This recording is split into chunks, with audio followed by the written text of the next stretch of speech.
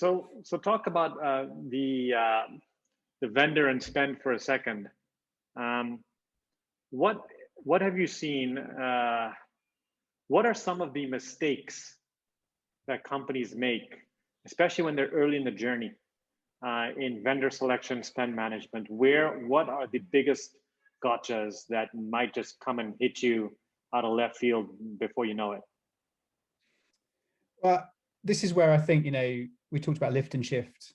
It's important that you understand the point you're on in the journey and you calibrate your expectations of things like spend with respect to where you are in your journey, right? If you want to lift and shift VMs from your on-prem into cloud as instances and servers, that's cool.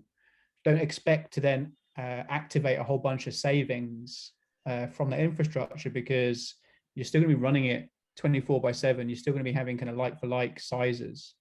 So your benefits around spend will then come as you learn more about the usage patterns, as you build applications that are more tolerant of ephemeral instances and more dynamic scaling, but also then transitioning from I have a server that runs a database to considering database services, right?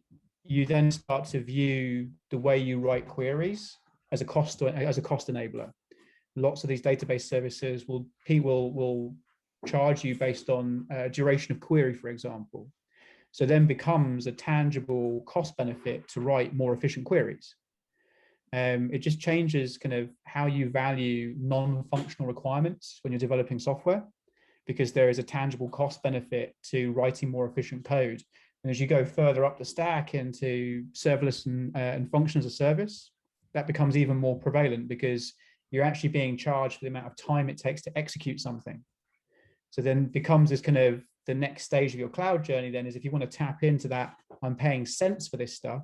It's not just about using the function, it's about then optimizing your software for the function as well.